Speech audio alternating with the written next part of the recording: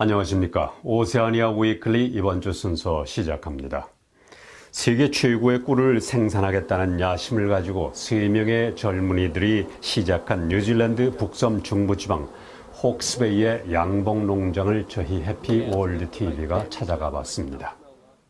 이들은 헬리콥터를 이용해 오랜 기간 마누카 숲을 찾은 끝에 혹스베이의 수천 헥타에 달하는 마누카 숲을 찾아내 순도 높은 마누카 꿀을 생산해내기에 이르렀습니다.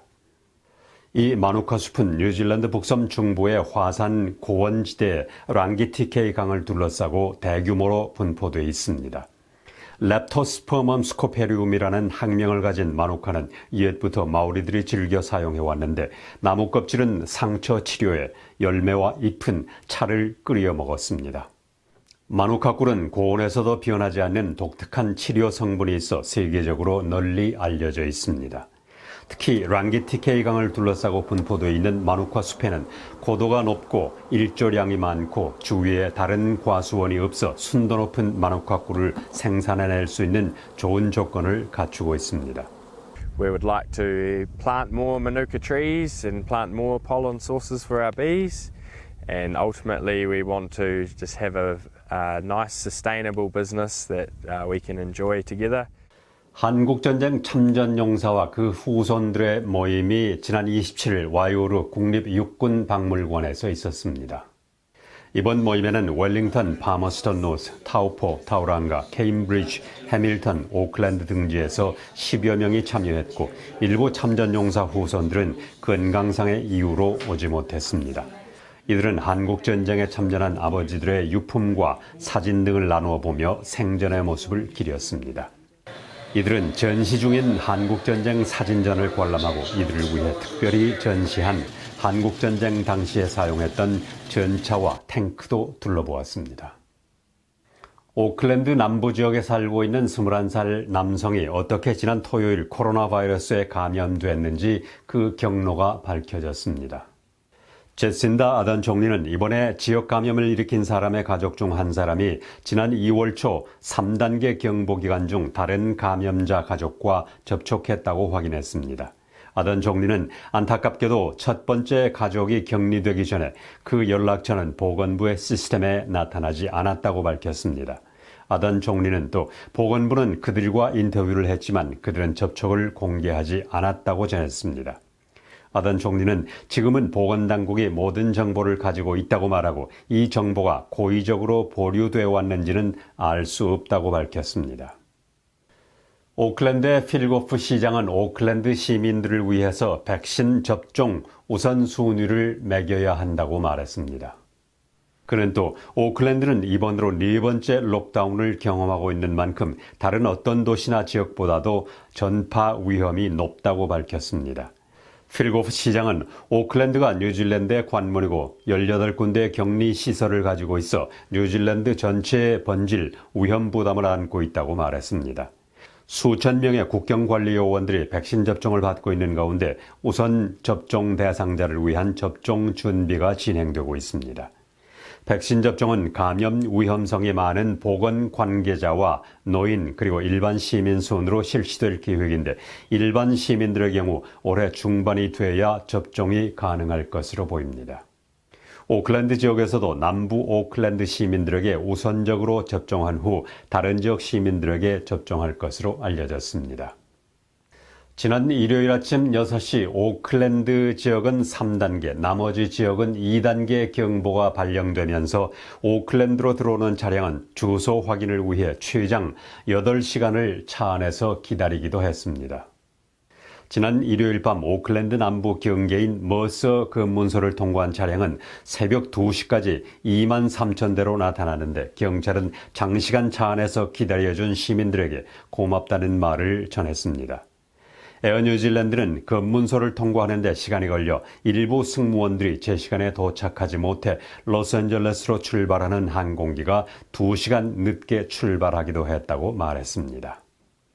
해외 유학생들의 숫자가 줄어들자 700여 명의 대학 직원이 학교 측의 재정적인 문제로 일자리를 잃게 됐습니다. 뉴질랜드 국내 8개 대학은 올해 예년의 절반 수준에도 못 미치는 만여 명의 해외 유학생을 유치할 수 있을 것으로 보여 수억 달러의 예산이 부족할 것으로 보입니다. 작년부터 각 대학은 일자리를 줄여왔는데 올해부터는 조기 퇴직을 요구하고 있습니다. 오클랜드 대학의 경우 300명의 직원들이 자발적인 퇴직을 하겠다고 서명했고 빅토리아 대학은 100명이 구조조정으로 퇴직, AUT와 메시 대학, 링컨 대학도 70명 이상이 직장을 떠날 것으로 알려졌습니다. 한편 오타고 대학은 전체 학생 중 유학생을 15% 미만으로 제한하고 있어 직원 감축은 전혀 없는 것으로 알려졌습니다. 대학교육 노조 측은 이번 직원 감축은 매우 큰 규모로 훌륭한 경력을 가진 연구진들이 학교를 떠나게 됐다고 말했습니다. 일회용 플라스틱 빨대와 수저류 그리고 그릇은 오는 2023년부터 빅토리아주에서는 사용하지 못하게 됐습니다. 빅토리아주 보건부 장관은 특정 일회용 플라스틱 품목은 단계적으로 폐지되고 2023년에는 완전히 사용이 금지될 것이라고 발표했습니다. 플라스틱 빨대, 음료수 받침, 접시, 컵이 곧 사라질 것으로 보입니다. 플라스틱 면봉도 사용이 금지됩니다. 호주의 빅토리아주에서만 1인당 평균 연간 68kg의 플라스틱 제품이 버려지고 있는 것으로 밝혀져 이제는 이들 제품의 사용을 금지해야 할 때라고 보건부 장관은 설명했습니다. 빅토리아주 보건부 장관은 적절하고 지속 가능한 대안은 쉽게 구할 수 있고 이미 일반적으로 사용되고 있다고 말했습니다. 한편 일회용 플라스틱 금지 조치에는 의료 장비와 과학 장비는 포함되지 않고 이를 필요로 하는 응급 장비, 장애자 또는 노인 케어 서비스에는 예외가 적용됩니다. 오클랜드에서 최근 코로나 바이러스의 지역 감염 사례가 발견되자 감염자가 전혀 없는 쿡아일랜드가 록다운에 들어갔습니다. 이에 따라 쿡아일랜드의 모든 바와 레스토랑은 지난주 토요일부터 문을 닫았고 모든 스포츠 행사와 대규모 모임은 취소되고 시민들은 집안에 머물러 있으라는 요청을 받았습니다. 쿡아일랜드 정부는 또 교회의 경우 노래를 부르지 말 것과 사회적 거리를 지켜줄 것을 요청했습니다. 쿡아일랜드는 전 세계에서 코로나 바이러스 감염자가 전혀 없는 14개 나라 중 하나고 9개 태평양 섬나라 중 하나입니다.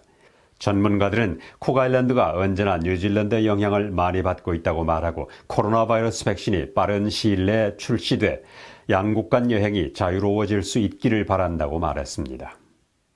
호주의 집값이 지난 2003년 2월 이후 가장 빠른 속도로 오르고 있고 시드니와 멜번의 경우 호주 평균 집값보다 수만 달러가 더 높은 것으로 나타났습니다.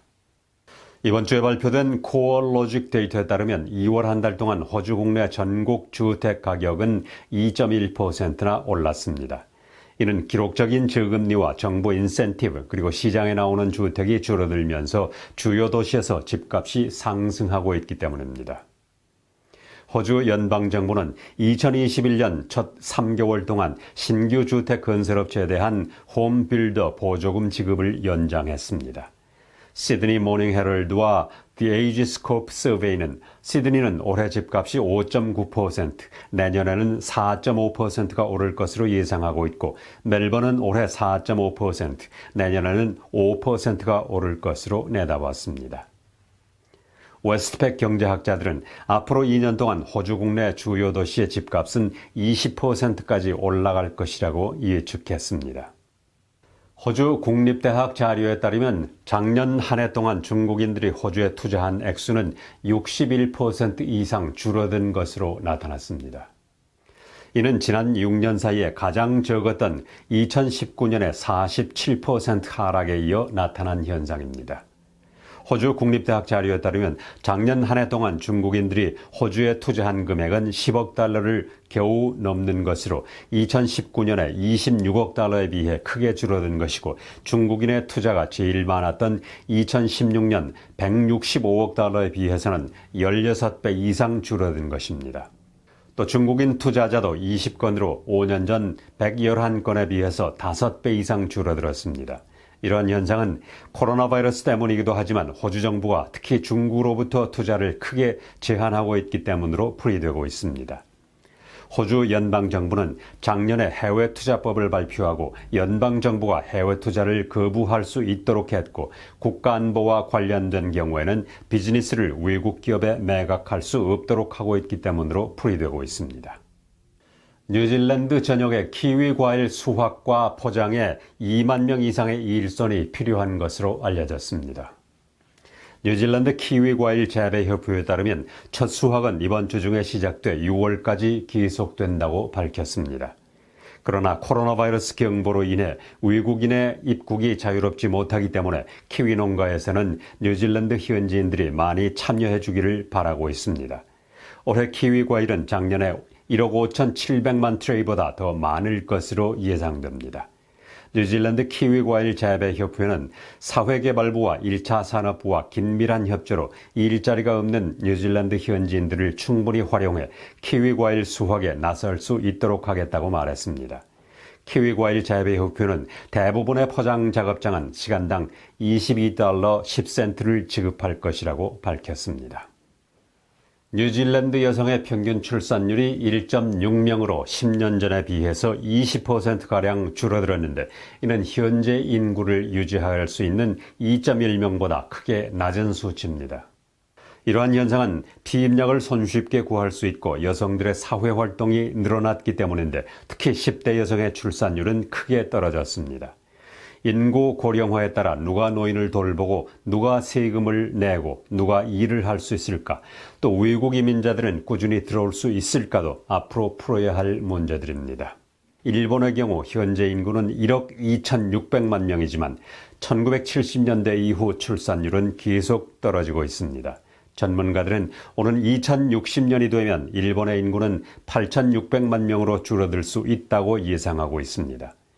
뉴질랜드의 출산율은 지난 2010년 여성 1인당 평균 2.17명에서 10년 사이의 출산율이 4분의 1이나 줄어든 것입니다.